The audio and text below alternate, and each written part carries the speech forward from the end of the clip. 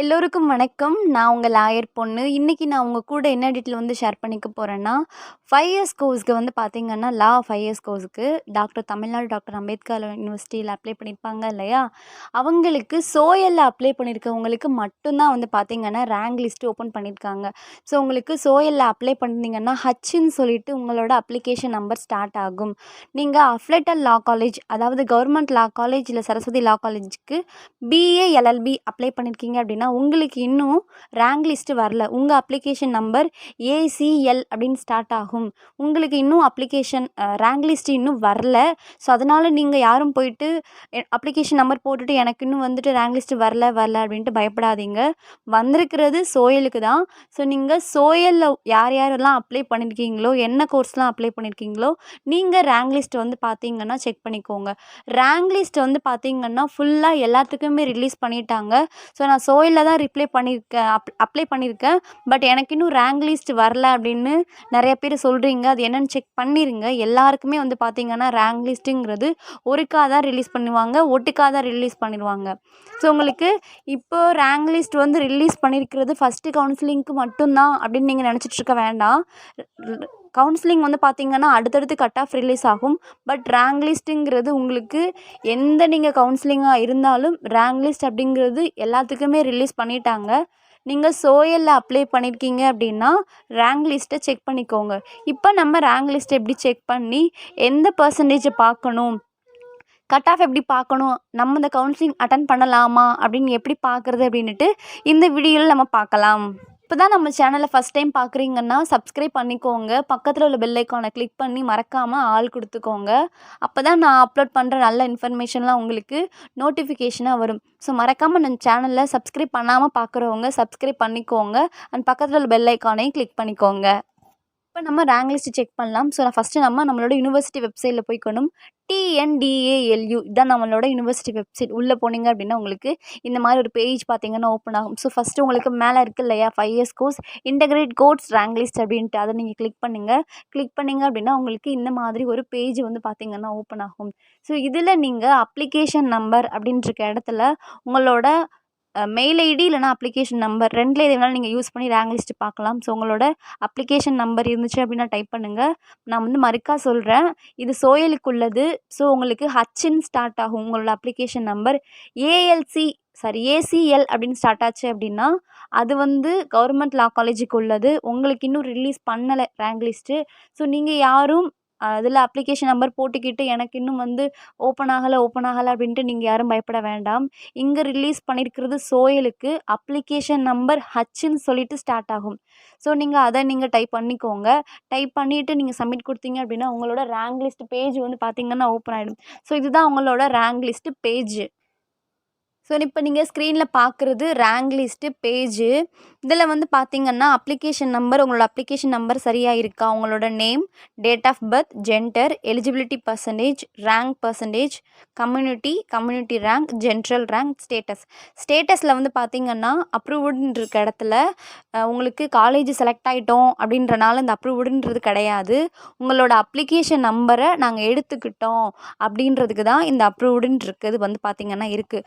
So இந்த அப்ரூவ்டுன்னு இருக்கனால நம்ம காலேஜ் செலக்ட் ஆகிட்டோம் அப்படின்ட்டு நீங்கள் யாரும் மனசில் நினச்சிடக்கூடாது. இந்த அப்ரூவ்டுங்கிறது உங்களோட அப்ளிகேஷன் நம்பரை யூனிவர்சிட்டியில் எடுத்துக்கிட்டாங்க. ஸோ அதுக்கு நீங்கள் அப்ரூவ்ட் ஆகிருக்கீங்க அப்படிங்கிறது தான் இந்த அப்ரூவ்ட் ஸ்டேட்டஸ். நேம் எல்லாமே கரெக்டாக இருக்கா, நேம்லேருந்து எல்லாமே கரெக்டாக இருக்கான்னு செக் பண்ணிடுங்க. இதில் உங்களுக்கு எலிஜிபிலிட்டி பர்சன்டேஜ்ன்னு இருக்கிறதுல பார்த்தீங்கன்னா உங்களோட இன்க்ளூடிங் லாங்குவேஜோட மார்க் இருக்கும். ரேங்க் பர்சன்டேஜ் அப்படிங்கிற இடத்துல தான் உங்களோட எக்ஸ்க்ளூடிங் லாங்குவேஜ் மார்க் இருக்கும். ஸோ நம்மளோட கட் ஆஃப் மார்க் பார்க்க வேண்டியது இந்த ரேங்க் பர்சன்டேஜ் தான். கீழே கட் ஆஃப் கொடுத்துருக்காங்க இல்லையா, அதில் உங்களோட கட் ஆஃப் மார்க் இருக்கா அப்படின்ட்டு நீங்கள் பார்க்க வேண்டிய மார்க் இந்த ரேங்க் பர்சன்டேஜ் அப்படிங்கிற மார்க் தான். ஸோ உங்களோட கம்யூனிட்டி ரேங்க் கொடுத்துருக்காங்க. இந்த கம்யூனிட்டி ரேங்க் பார்த்தீங்கன்னா உங்களோட கம்யூனிட்டியில் நீங்கள் அப்ளை பண்ணியிருக்க கோர்ஸில் மொத்தமாக இப்போ எவ்வளோ பேர் அப்ளை பண்ணியிருக்காங்க, அதில் நீங்கள் எத்தனாவது ரேங்க் அப்படிங்கிறது தான் இந்த கம்யூனிட்டி ரேங்க். இப்போ எக்ஸாம்பிளுக்கு இவங்க எம்பிசி 1 இயர் அப்படிங்கிறனால எம்பிசி 1 இயரில் அப்ளை பண்ணியிருக்க மொத்த பேர்லையும் நீங்கள் எத்தனாவது ரேங்க்கில் இருக்கீங்க அப்படிங்கிறது தான் இந்த கம்யூனிட்டி ரேங்க். ஜெனரல் ரேங்க் அப்படின்னா மொத்தமாக உங்களோட கோர்ஸுக்கு அப்ளை பண்ணியிருப்பாங்க இல்லையா, கேஸ்ட் வைஸ் பார்க்காம மொத்தமாக உங்கள் கோர்ஸில் மொத்தமாக எத்தனை பேர் அப்ளை பண்ணியிருக்காங்க, அதில் நீங்கள் எத்தனாவது ரேங்க் அப்படிங்கிறது தான் இந்த ஜெனரல் ரேங்க். ஸோ ஸ்டேட்டஸ் பொறுத்த வரைக்கும் அப்ரூவ்டு, உங்களோட அப்ளிகேஷனை காலேஜில் எடுத்துக்கிட்டாங்க. இப்போ இதில் ரேங்க் பர்சன்டேஜ் வச்சு நம்ம கட் ஆஃப் எப்படி பார்க்குறது அப்படின்ட்டு பார்க்கலாம். ஸோ வைஷ்ணவி பொறுத்த வரைக்கும் வந்து பார்த்திங்கன்னா பிகாம் எல்எல்பி தான் அப்ளை பண்ணியிருக்காங்க. அவங்க வந்து பார்த்திங்கன்னா 89.775 எம்பிசி 1 இயர். ஸோ எப்படி பார்க்கணும்னா நீங்கள் இப்போ பிகாம் எல்எல்பி பாருங்கள், மெரிட் லிஸ்ட்டில் எம்பிசி 1 இயருக்கு நேரம் எவ்வளோ இருக்குது அப்படின்னு 91 இருக்குது. அப்போ இவங்க 81 வர முடியாது. அடுத்து வெயிட் லிஸ்ட்டில் பார்க்கலாம், இவங்க வந்து 89.775.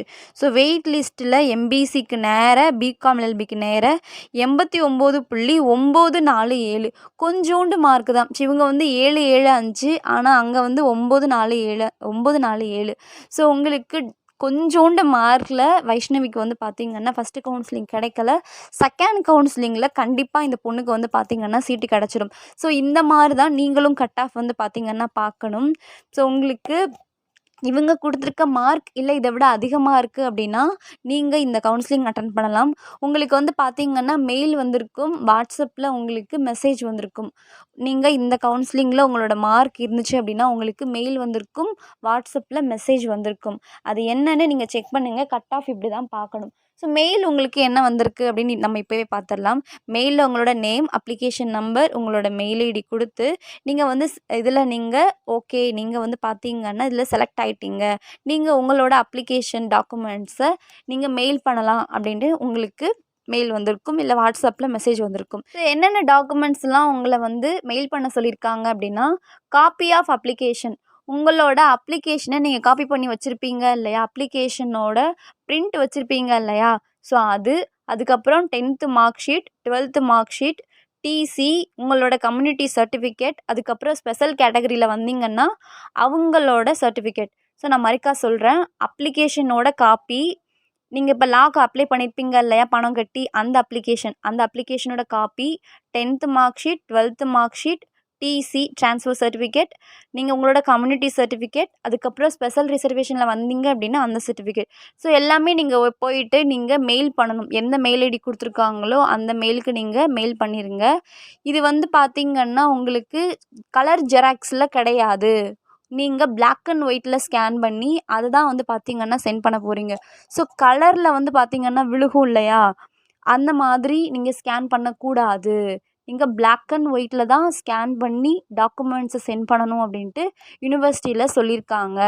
உங்களுக்கு வந்து பார்த்திங்கன்னா ஒவ்வொரு ஆளுக்கும் ஒவ்வொரு மெயில் ஐடி கொடுத்துருக்காங்க. நீங்கள் வந்துட்டு பிஏ ஹானர்ஸ் படிக்கணும் அப்படின்னா உங்களுக்கு சோயல்லேருந்து ஒரு மெயில் வந்திருக்கும், பிகாம்க்குனா சோயல் பிகாம் honors@gmail.com அப்படின்னு உங்களுக்கு ஒரு மெயில் வந்திருக்கும். ஸோ உங்களுக்கு செப்பரேட்டாக தனித்தனி கோர்ஸுக்கும் உங்களுக்கு மெயில் ஐடி கொடுத்துட்டாங்க, டேட் டைம் கொடுத்துட்டாங்க, இந்த டேட்குள்ளே இந்த டைமுக்குள்ளே வந்து நீங்கள் மெயில் பண்ணணும் அப்படி. இப்போ நம்ம எப்படி டாக்குமெண்ட்ஸ் எல்லாம் மெயில் சென்ட் பண்ணணும், மெயில் எப்படி பண்ணணும் யூனிவர்சிட்டிக்கு அப்படின்ட்டு டீட்டெயிலாக பார்க்கலாம். ஸோ ஃபஸ்ட்டு நம்ம என்ன பண்ணணும் அப்படின்னா, அவங்க கேட்டிருந்த எல்லா சர்டிஃபிகேட்டையுமே அப்ளிகேஷன் நம்பர்லேருந்து அப்ளிகேஷன் காப்பியிலேருந்து உங்களோட சர்டிஃபிகேட்ஸ் எல்லாத்தையுமே 12th மார்க் ஷீட் பொறுத்த வரைக்கும் 12th மார்க் ஷீட் இன்னும் நிறையா பேருக்கு வரல இல்லையா, உங்களோட ப்ரொஃபஷனல் மார்க் ஷீட்டில் உங்கள் ஸ்கூல் போயிட்டு அட்டஸ்டட் சைன், க்ரீன் கலரில் அட்டஸ்டட் சைன் வாங்கிட்டு அதை நீங்கள் இங்கே கொண்டு வந்து சப்மிட் பண்ணலாம். எந்த பிரச்சனையுமே கிடையாது. 12th ப்ரொஃபஷனல் மார்க் ஷீட் இருந்துச்சு அப்படின்னா அதில் அட்டஸ்டட் சைன் வாங்கி அதை யூஸ் பண்ணுங்கள், இல்லை ஒரிஜினல் இருக்குது அப்படின்னா நீங்கள் அதை யூஸ் பண்ணுங்கள். ஸோ எல்லாமே வந்து பார்த்திங்கன்னா உங்களுக்கு பிளாக் அண்ட் ஒயிட்டில் இருக்கணும். ஸோ எல்லாத்தையுமே நீங்கள் ஸ்கேன் பண்ணி சேவ் பண்ணி வச்சுக்கோங்க. இப்போ நம்ம மெயில் எப்படி சென்ட் பண்ணுறது அப்படிங்கிறத பார்க்கலாம். ஸோ மறுக்க நான் சொல்கிறேன், உங்களுக்கு கலரில் இருக்கக்கூடாது, கலர் ஜெராக்ஸில் இருக்கக்கூடாது, உங்களுக்கு பிளாக் அண்ட் ஒயிட்டில் நீங்கள் ஸ்கேன் பண்ணணும். சரிங்களா? மெயில் அனுப்புறதுக்கு வந்து பார்த்திங்கன்னா செப்பரேட்டாக தனித்தனியாக வந்து பார்த்திங்கன்னா ஒவ்வொரு கோர்ஸுக்கும் மெயில் ஐடி கொடுத்துருக்காங்க. அதை நீங்கள் காப்பி பண்ணி பேஸ்ட் பண்ணி வச்சுக்கோங்க. இல்லை அப்படின்னா பார்த்து ஒரு நோட்டில் வந்து பார்த்திங்கன்னா எழுதி வச்சுக்கோங்க. இப்போ எல்லோரும் உங்களோட ஜிமெயில் அக்கௌண்ட்டை வந்து பார்த்திங்கன்னா கிளிக் பண்ணுங்கள். நான் ஸ்க்ரீனில் உங்களுக்கு எப்படி ப்ராசஸ் பண்ணுறது அப்படிங்கிறதையும் காட்டுறேன். ஸோ என்னோடய ஜிமெயிலுக்குள்ளே நான் போய்க்கிறேன். ஜிமெயில்குள்ளே எல்லோரும் வந்து பார்த்திங்கன்னா போன அப்புறம் இப்படி தான் நம்மளுக்கு ஹோம் பேஜ் வந்து பார்த்திங்கன்னா இருக்கும். இதில் நம்ம இங்கே கம்போஸ் அப்படின்னு ரைட் சைடு இருக்குங்க இல்லையா, அதை நம்ம கிளிக் பண்ணணும். கிளிக் பண்ணோம் அப்படின்னா இந்த மாதிரி ஒரு பேஜ் கிட்ட ஓப்பன் ஆகும். ஸோ ஃப்ரம்மில் வந்து பார்த்திங்கன்னா உங்களோட மெயில் ஐடி டைப் பண்ணிக்கோங்க. அண்ட் டூவில் வந்து பார்த்திங்கன்னா உங்களுக்கு மெயில் பண்ண சொல்லியிருக்காங்க இல்லையா, சோயல்லேருந்து ஒரு மெயில் ஐடி கொடுத்துருக்காங்க இல்லையா, அதை நீங்கள் டூவில் கிளிக் பண்ணிக்கோங்க. கிளிக் பண்ணிவிட்டு கீழே சப்ஜெக்ட் அப்படின்ட்டு இருக்க இடத்துல உங்களோட அப்ளிகேஷன் நம்பரை டைப் பண்ண சொல்லியிருக்காங்க. ஸோ நீங்கள் உங்களோட அப்ளிகேஷன் நம்பர் அப்படின்னு சொல்லி டைப் பண்ணி உங்களோட அப்ளிகேஷன் நம்பர் HACOM521 அப்படின்னு சொல்லிட்டு நம்பர் ஸ்டார்ட் ஆகும் இல்லையா, அதை நீங்கள் ஃபுல்லாக டைப் பண்ணிடுங்க. கீழே உங்களுக்கு கம்போஸ் மெயில் அப்படின்ட்டு இருக்க இடத்துல ரெஸ்பெக்டட் சார்ன்னு சொல்லி நீங்கள் கீழே வந்து பார்த்தீங்கன்னா உங்களோட நேம், அதுக்கப்புறமா உங்களோட அப்ளிகேஷன் நம்பர் அண்ட் அதுக்கப்புறம் கீழே உங்களோட மெயில் ஐடி. சில பேர் நெட் சென்டர் போயிட்டு நீங்கள் சென்ட் பண்ணுவீங்க இல்லையா, ஸோ அதனால் நம்ம என்ன பண்ணுறோம் அப்படின்னா நேம், அப்ளிகேஷன் நம்பர், உங்களோட மெயில் ஐடியும் வந்து பார்த்திங்கன்னா சேர்த்து டைப் பண்ணி அதுக்கப்புறமா நம்ம ஃபைல் அட்டாச் பண்ண போகிறோம். உங்களுக்கு இந்த மாதிரி ஒரு சிம்பிள் வந்து பார்த்திங்கன்னா இருக்கும். ஸோ அதை நீங்கள் கிளிக் பண்ணுங்கள். அது வந்து பார்த்திங்கன்னா உங்களுக்கு அட்டாச் ஃபைல் வந்து பார்த்திங்கன்னா ஃபைல் அட்டாச் பண்ணுறது. ஸோ அட்டாச் ஃபைலை நீங்கள் கிளிக் பண்ணுங்கள். இல்லை நான் வந்து ட்ரைவில் தான் கொடுத்து சேவ் பண்ணி வச்சுருக்கேன், என்னோடய கூகுள்குள்ளே கொடுத்து நான் சேவ் பண்ணி வச்சுருக்கேன் அப்படின்னா நீங்கள் ட்ரைவை கிளிக் பண்ணுங்கள். நான் வந்து பார்த்திங்கன்னா ஃபைல் வந்து பார்த்திங்கன்னா அட்டாச் ஃபைல் கொடுக்குறேன். ஏன்னா என்னோடது ஃபைலில் தான் இருக்குது. ஸோ ஃபைல் கொடுத்தோம் அப்படின்னா இப்படி உங்களோட ஃபைல் வந்து பார்த்திங்கன்னா ஓப்பன் ஆகும். ஸோ ஃபஸ்ட்டு ஆல்பம், அப்புறம் ட்ரைவ். இதில் நீங்கள் ட்ரைவில் கொடுத்து பிடிஎஃப்லாம் கன்வெர்ட் பண்ணி வச்சுருப்போம் இல்லையா, டிசியெல்லாம் வந்து பார்த்திங்கன்னா டபுள் சைடு இருக்கும். ஸோ நீங்கள் அதை பிடிஎஃப்பை தான் கன்வெர்ட் பண்ணியிருப்பீங்க, அப்போ அது ட்ரைவில் இருக்கும். உங்களுக்கு ட்ரைவில் இருக்கா இல்லை ஃபைலில் இருக்கான்னு சொல்லி ஃபஸ்ட்டே செக் பண்ணிவிட்டு அதுக்கப்புறம் நீங்கள் இந்த ப்ராசஸ் வேலையெல்லாம் பண்ணுங்கள். ஸோ அட்டாச் ஃபைல் கொடுக்குறோம், இந்த மாதிரி ஒரு பேஜ் ஓப்பன் ஆகும். ஸோ உங்களுக்கு எதை கிளிக் பண்ணணுமோ அதை நீங்கள் ஒன்ஸ் கிளிக் பண்ணிவிட்டு திருப்பி வந்து பார்த்திங்கன்னா உங்களுக்கு நார்மலாக இந்த மாதிரி ஒரு பேஜ் ஓப்பன் ஆகிடும். ஸோ நம்ம இப்போ இதை டிசின்னு வந்து பார்த்திங்கன்னா எடுத்துப்போம். இப்போ நம்ம டிசி மட்டும் அப்லோட் பண்ணியிருக்கோம் அப்படின்ட்டு. ஸோ அடுத்து திரும்பியும் அட்டாச் ஃபைல் கொடுக்கணும். பண்ணிங்க அப்படின்னா மறுக்கா உங்களுக்கு இந்த பேஜ் ஓப்பன் ஆகும். ஸோ அடுத்து நீங்கள் உங்களோட அப்ளிகேஷன் காப்பி அனுப்பணும், அப்புறம் நம்ம கான்டாக்ட் சர்டிஃபிகேட் அனுப்பணும், டிசி அனுப்பணும், அடுத்து கம்யூனிட்டி அனுப்பணும் இல்லையா. ஸோ ஒவ்வொரு டைமும் நீங்கள் இந்த மாதிரி அட்டாச் ஃபைல் கொடுத்து இது ஃபுல்லாக வந்து பார்த்திங்கன்னா அப்லோட் பண்ணிடுங்க. பண்ணிவிட்டு ஒவ்வொன்றே வந்து பார்த்திங்கன்னா நீங்கள் ஓப்பன் பண்ணி பார்க்கணும், எல்லாமே சரியாக இருக்கா அப்படின்னு ஓப்பன் பண்ணி பார்த்துட்டு இதுதான் வந்து பார்த்திங்கன்னா சென்ட் ஆப்ஷன். இது நீங்கள் கிளிக் பண்ணுங்க அப்படின்னா அது யூனிவர்சிட்டிக்கு போயிடும். ஸோ இப்போ நம்மளுக்கு யூனிவர்சிட்டிக்கு போயிடுச்சா இல்லையா அப்படின்ட்டு நம்மளுக்கு டவுட்டாக இருக்கும் பார்த்தீங்களா. ஸோ நீங்கள் பேக் வந்தீங்க அப்படின்னா இந்த மாதிரி நம்மளுக்கு மறுக்கா ஹோம் பேஜ் வந்துடும். இது லெஃப்ட் சைடு 3 கோடு இருக்குது பார்த்தீங்களா, அதை கிளிக் பண்ணிங்க அப்படின்னா உங்களுக்கு இங்கே சென்ட் அப்படின்னு இருக்கும். ஸோ நீங்கள் சென்ட்டை கிளிக் பண்ணிங்க அப்படின்னா நீங்கள் இது வரைக்கும் மெயிலெலாம் என்னென்ன பண்ணியிருக்கீங்களோ அது எல்லா மெயிலும் வரும். ஸோ நீங்கள் இப்போ யூனிவர்சிட்டிக்கு மெயில் பண்ணீங்க இல்லையா, அதை கிளிக் பண்ணுங்கள். கிளிக் பண்ணிங்க அப்படின்னா உங்களுக்கு நீங்கள் அனுப்பிச்ச டாக்குமெண்ட்ஸ் எல்லாம் இந்த மாதிரி வந்துக்கிட்ட நிற்கும். ஸோ நீங்கள் அது ஒவ்வொன்றா கிளிக் பண்ணி கரெக்டாக இருக்கா அப்படின்னு சொல்லி செக் பண்ணிக்கோங்க. ஒருவேளை உங்களுக்கு சென்ட் பாக்ஸில் வந்து சோயலுக்கு போகலை, எனக்கு டவுட்டாக இருக்குது, எங்கே இருக்குன்னே தெரியல அப்படின்னு சொல்லி டவுட்டாக இருக்குது அப்படின்னா நீங்கள் அவுட் பாக்ஸ் வாங்க. இதில் உங்களுக்கு அவுட் பாக்ஸ் அப்படின்ட்டு இருக்கா, அதில் கிளிக் பண்ணிங்க அப்படின்னா இமெயில் சென்ட் ஆகலை அப்படின்னா இந்த அவுட் பாக்ஸில் வந்து நிற்கும். சென்ட் ஆகிடுச்சு அப்படின்னா உங்களுக்கு சென்ட்டில் தான் இருக்கும். ஓகேவா, சென்ட் ஆகிடுச்சுன்னா சென்ட்டில் போய்ட்டு இந்த ஆப்ஷன் போய்ட்டு கிளிக் பண்ணிங்கன்னா உங்களுக்கு உள்ளே போய்ட்டு நீங்கள் என்னென்னலாம் டாக்குமெண்ட் சப்மிட் பண்ணியிருக்கீங்க, சென்ட் பண்ணியிருக்கீங்கன்னு சொல்லிட்டு நீங்கள் பார்க்கலாம்.